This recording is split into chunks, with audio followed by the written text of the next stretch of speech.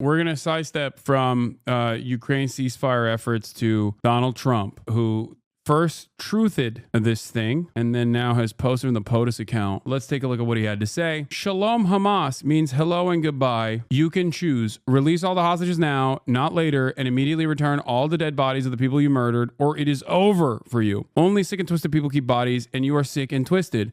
I am sending Israel everything it needs to finish the job. Not a single Hamas member will be safe if you don't do as I say. I have just met with your former hostages whose lives you have destroyed. This is your last warning for the leadership. Now is the time to leave Gaza while you still have a chance. Also, to the people of Gaza, a beautiful future awaits, but not if you hold hostages. If you do, you are dead. Make a smart decision. Release the hostages now, or there will be hell to pay later. President Donald J. Trump. He's talking tough, like a comic book villain. And this is, of course, happening while White House is confirming that there are talks with Hamas.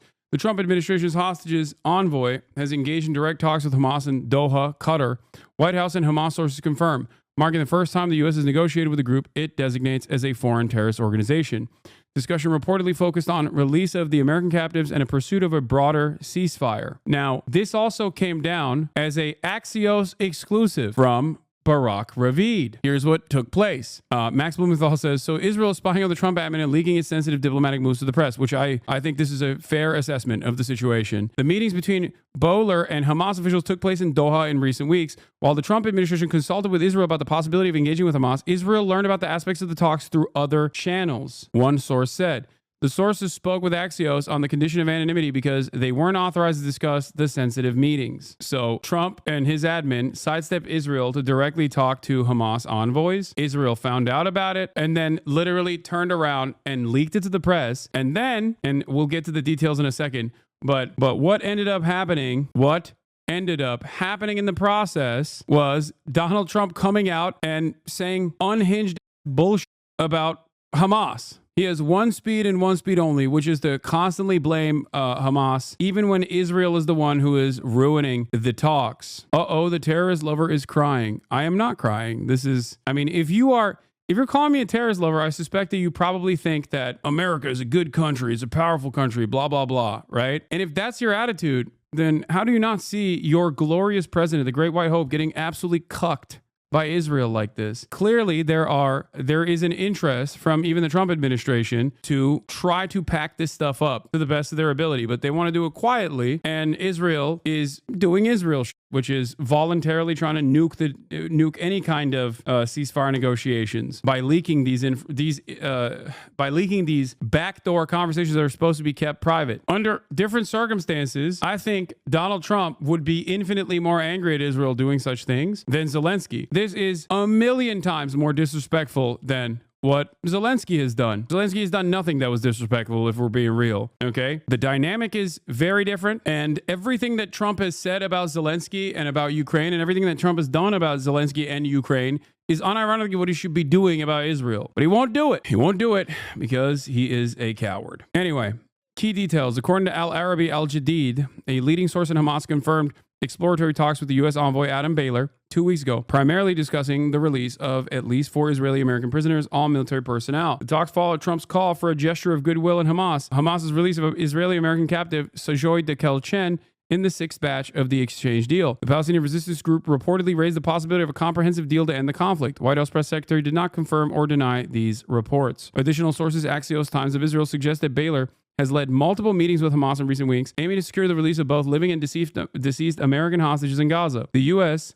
has reportedly consulted Israel on these negotiations, though some details were withheld, causing tension between the two countries. Times of Israel and Axios reported on this. In the White House briefing, press secretary confirmed the administration's engagement with Hamas. She said Israel was consulted on this matter, and President Trump believes in dialogue and talking to people around the world in a good faith effort to do what's right for the American people. Wonderful stuff. I suppose those conversations didn't go well based on Trump's recent statement. I don't know if those conversations went well or not. I think that Trump's recent statement is not about the conversations going well. It's about the fact that he's trying to throw a flashbang into the conversation by coming out and saying some unhinged about Gaza, because otherwise people are going to pay attention to the fact that Israel leaked this information to the press and that Trump is actively talking to the Palestinians. It's going to frustrate the likes, I suspect, of Miriam Adelson and whatnot. Warmongers and libs didn't stand for a kid with cancer.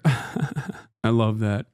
I love that you're saying this while we're quite literally talking about Donald Trump's inability to deal with a ceasefire. Fantastic. I mean, liberals are warmongers. This is true, but the fact that they didn't stand for a kid with cancer is idiotic. This is an idiotic line of argument. I think he's posting the anti-Gaza shit to save face. That's what I think. Okay.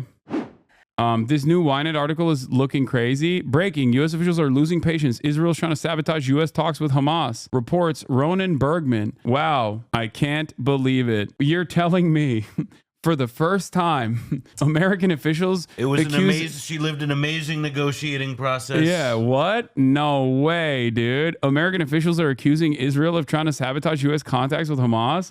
No. Remember when I covered this yesterday? Wait, what? Israeli police assaulted the families of those killed and imprisoned inside the Knesset after they requested to attend a discussion on forming an official investigation committee into October 7 events, which Netanyahu and his coalition have blocked. Wait, what? I don't know about suppressed news. I need to see a real article on this. I mean, I will say, in the same spirit, that's all. I have the same reaction to it. You're telling me that the Israeli police are beating up the families of the hostages. Yeah, that's also shocking. That's also never happened before, and not like only been filmed or photographed. Like a bunch of the only people that the Israeli police don't beat are people doing pro-rape riots. Okay. Yeah, it's like people who are like. That's when they put on like the kid gloves. That's when they bring out like the paddy wagon. That's like friendly and that's nice. That's when they open the gates of the military facility that they've detained the rapist concentration guards at and release them into the public.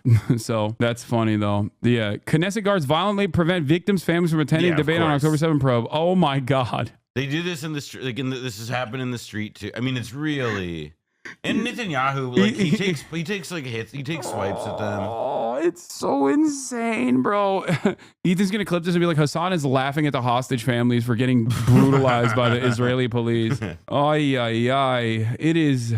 I will say I'm impressed with is that like a GIF in the article embed, or is that Yeah, they made it into a GIF. That's pretty. Or a GIF. That's pretty good. That is, how can people not look at this and be like, this is a troubling sign of a deeply unwell society. Okay. Like, just imagine they're American. Okay. Please. If you have any, I mean, this is a community that gets it. I would say like one way to put it though is like what is it that's like about coming apart? It's not that like, oh, it's just that like the police are beating these people up. Cause like we've obviously have plenty of videos of like American police beating people up for doing nothing in a room or whatever. But I think what's kind of nuts about this is that like that these people are not given like the equivalent of like sitting in the gallery at the State of the Union for anything October 7th related, suggests that they have a political crisis and a social crisis that is tearing the country apart and turning these people into objects of hate by the government itself. Yeah. That's like which leads to situations like this. Exactly.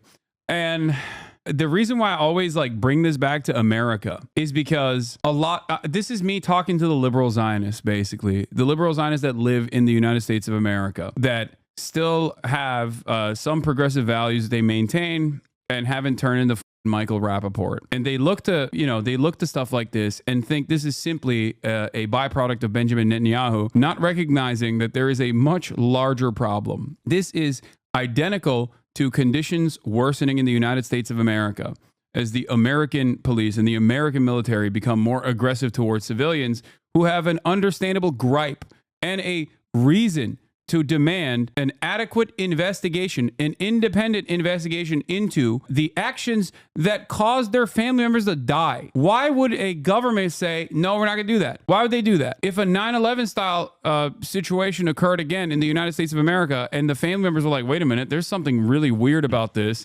Can we look into it? And the American military and American police were beating the shit out of those families. Yeah, let's be clear. Like there were a bunch of those families in the U.S. They just got ignored, which, is like what, at least in Israel's case, like, I mean, part of the problem is that like it points to the schism in this is that like there's a bunch of people in Israel who like maybe that like however they feel about the campaign in Gaza and all this other stuff, like meaning that they're probably for it, but that on the point of like they don't want to see violence against the hostages or whatever.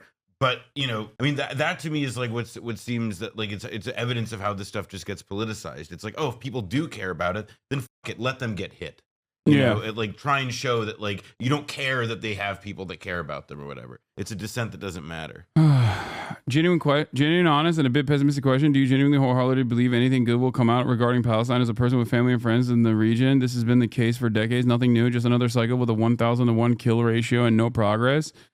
Yes, I do. I definitely do. And I think part of that is because the contradictions worsen, as you see stuff like this happen in Israel, as you see the Israeli economy crumble, as you see the benefits go away, the benefits of being a Western adjacent nation go away for the average Israeli citizens, slowly but surely, they will leave Israel. This is why I regularly maintain the position that the greatest threat to Israel is not Hamas or Iran. The greatest threat to Israel is Sherman Oaks. The greatest threat to Israel is Beverly Hills. The greatest threat to Israel is Boca Raton. Okay? Because if a lot of the people that live in Israel go, why the fuck am I still here? I don't get any of my treats.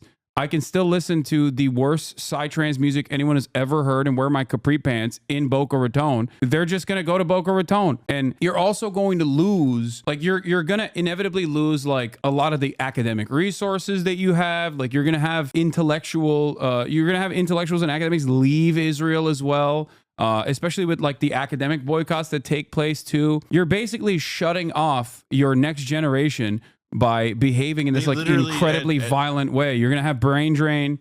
I mean, just yesterday it was reported that there's a professor of computer science at Ben Gurion who posted under like the pseudonym John Brown on Twitter. I've seen his content. You've probably looked at tweets of his at some point or another. Yeah. But he like was suspended from his job, and he was like this. He was not publicly known that he was tied to this account, and it was because he said that Israeli soldiers had committed war crimes. Yeah.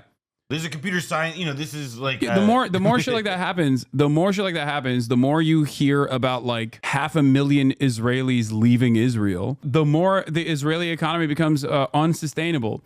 That's why I said that's why I kept repeating over and over again that like this is going to turn into like Israel eventually, if they follow this trajectory, is going to turn into a nation filled to the brim with just like rabid, uneducated settlers, okay? Ultra fundamentalist, ultra Zionists that simply, you know, are having differences in opinion and differences in agreement in the Knesset over like whether women can read or not with nuclear arms. Like it's just, that's unsustainable, okay? It's going to turn into a pure hog state, which it kind of already is turning into a pure hog state to begin with. I mean, it's dependent on also like, it's, you know, like similar. I mean, I would argue like people want like they think everybody wants to be like a U.S. vassal, right? Because they think that they could get to be like Israel, favored military treatment. Yeah. They could develop like a, you know, broad base, you know, like industrialized society with a middle class and all these different things.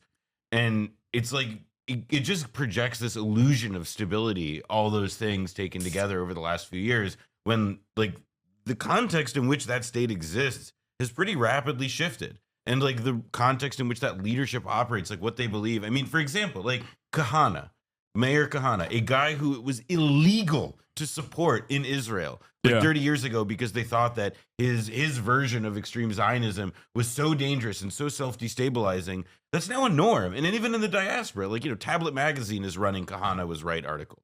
Yeah. You know, you have like what were previously understood as effective boundaries for containing the ideology from like running too far amok or whatever, it's all been removed. And, you know, it's not because like they made a choice and it could have been undone at some point. Like this was always how it was bound to go. You see liberal Zionists unironically touting the Kahana line, the Kahanist line of never again just means for Jews. Like that's insane. That's an insane thing to say. The notion that like, no, never again wasn't about anybody else. It was just about us. Like, what the fuck are you guys talking about? It's supposed to be about like Jewish militancy. And you know, when you see people who are otherwise supposed to be like progressive accounts on Twitter saying stuff like that, that is a turning point, I think, for you know, average Israeli society and their attitude on these issues.